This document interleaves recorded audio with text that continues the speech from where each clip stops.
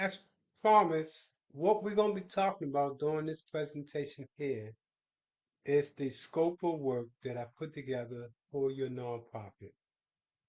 But before we start there, let's talk about what is the current state of nonprofits in this 25 to 26-year period of time. 409%. There's been a 409% increase in nonprofit cuts versus 2024. And this is in 2025 that we saw these cuts. In real numbers, that was 28 plus 28,000 plus jobs eliminated in 2025. We're at that rate now in 2026. $267 billion was cut away from programs across the nonprofit sector by the federal government as well as other levels of government. When we look at the federal government cancellation, stop work, and contract laybacks, again, we're talking about 28,000 jobs cut.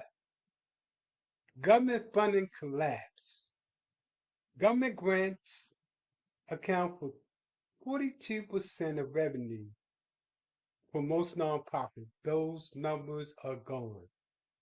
For the private sector that was giving money, well, they are giving 3 times less than they were prior to 2025. To say that times are in the crisis is to put it politely. But at the same time, there are a lot of funding opportunities that are available if you prepare your nonprofit in the right manner. This scope of work does that to put you in a position to get those fundings necessary in this new environment. One of the key things I think that have changed the whole narrative is what's coming down from the federal level and includes the state level. That DEI, as we once know it, is gone. And all nonprofits now must follow the model of MEI. That's merit, that's excellency, and that's intelligent. This model is the model that nonprofits are now have to weather themselves through, in addition to all the cuts that are going on. This scope of works in 2 ways. First, it fits that MEI model. And secondly, it puts you in a position to go after the dollars necessary to survive in this crisis. So let's go back to the scope of work. And this is basically the the draft proposal. I haven't put in all of the particulars like names and dates and things of that nature, but I think you get the scope of what we're trying to do. So that document starts off with, and you're going to be receiving the Word document or PDF of this presentation right here that I'm doing a video in order to simply explain it more. So you'll be receiving that. Also, you're going to be receiving information about us, who we are and what we do. So the first part of that piece related to the scope of work is going to talk about our background, our skill sets. And then it's going to go into the scope of services. What are those services that are critical to nonprofit to survive in this environment? And then it's going to talk about what are the descriptions of these services. Now, the total number of services, and you can see each service has a particular fee. The total amount, if you was to do this individually, will be 7,200 for all of this. For the proposals that we have for you, that number breaks down to $2,500 in addition to being able to do it on an installment plan. As you can see, our goal is to put you in a position to where you need to be at so you won't fail. If we're able to show you in this capacity, I'm sure you know other people that will want our services at the regular price. Anyway, let's break down what is the scope of services that's going to be part of what we want to advance for you. The first document is a strategic plan. Partners want to see a comprehensive strategic 5-year plan. The second thing they want to see is an operational plan. Then they want to see a business plan. And we're talking about a fully executed business plan that's bankable. That is, you can take it to any bank and get funded if he was trying to go after a loan instead of a grant. Then there's a social entrepreneur model graphic that we put together to show how you bring in money. Final financial management model, as you know, is very important, especially for funders now that are looking at nonprofits at all levels. They want to know that you are consistent with what the federal government and what the private sector see as financial management. How do you manage the money? And is it consistent with the OMBA, Office of Management and Budget on the federal level? Then there is the employment policies, putting together those policies are necessary to show funders that you are in line with the standardized policies and procedures for employees. And then that's a theory of change. We talked about the logic model and how important the logic model is. That in logic model is, we didn't talk about it, maybe I skipped it. The logic model is very important because it breaks down the program and the what in the program, ranging from the activities you plan to do, the output, your short-term outcomes, and all of that stuff is part of your logic model. And that's what that funder wants to see. In addition to the logic model, it's the theory of change. The theory of change talks about what's the process that led to the change in the individual that you're providing the service for.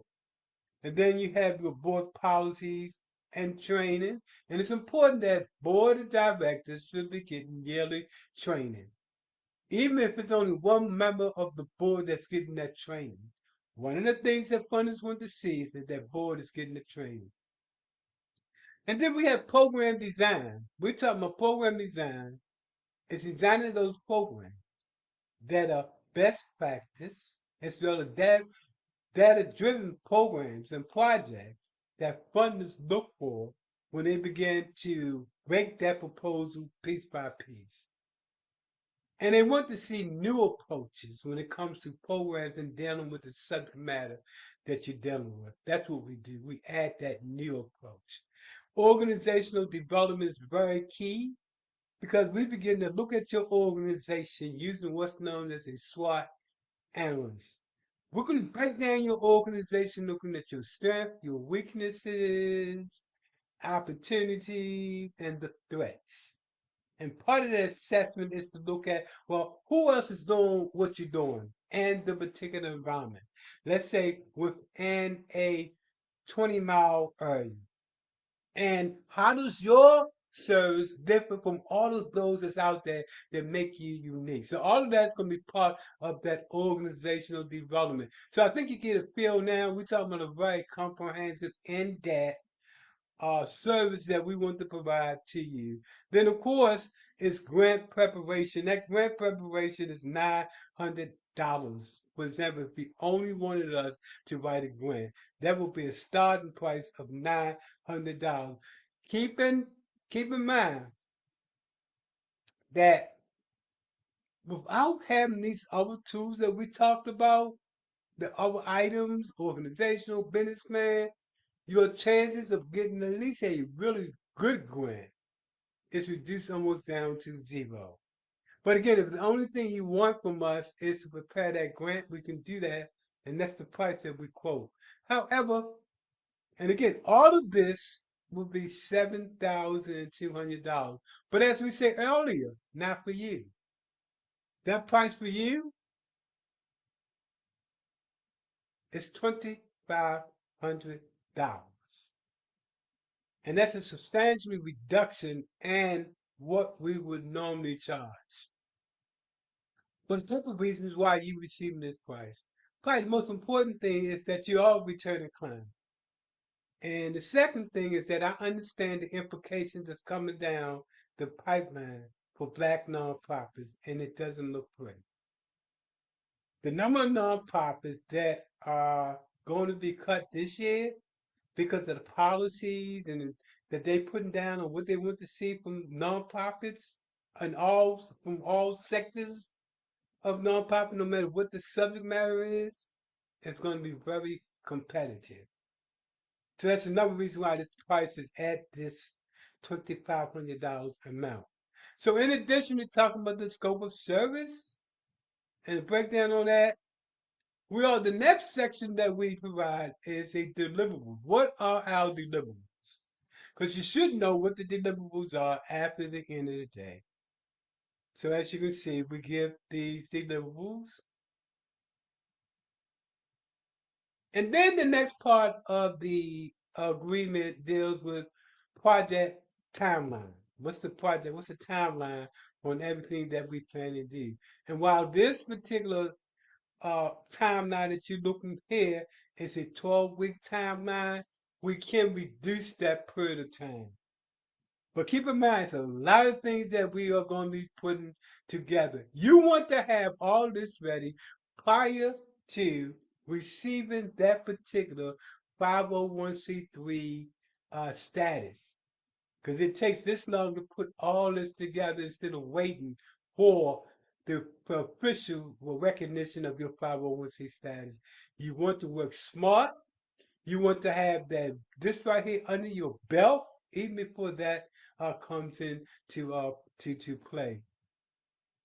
Okay, now in addition to that, our section 3 talks about what is the client responsibility. So each of us are clear in terms of what is expected of each of us. That means that what is expected of me, and this is the client's my responsibility as a consultant. This section 7 talks about assumptions and limitations. Now, this section right here breaks down information related to payment and payment terms. Again, this is doable. We can work on this right here. In terms of payment, well, you got three options in terms of how you pay for the service. You can pay in full. We love that. Or option B, we can split it. We can do 50% now and 50% when the project is completed. Or we can do installment plans. If you can't do 50 up front and 50 when the plan is completed, we can do installment plans. Okay, there you have it. I'm looking forward to working with you. And I can't overemphasize again, given the current state of the market, nonprofits, especially if you're a black nonprofit, especially if you're a female nonprofit, in order to get these dollars out here now, and cuts are being cut all over the place. But nonprofits that have these tools and that tools chest are more likely to get the money they need in order to grow. And we're talking about growing from 1 billion to 2 billion to 3 billion, etc. So that gives you a breakdown. I'm looking forward to seeing if we can come to some agreement and to move forward.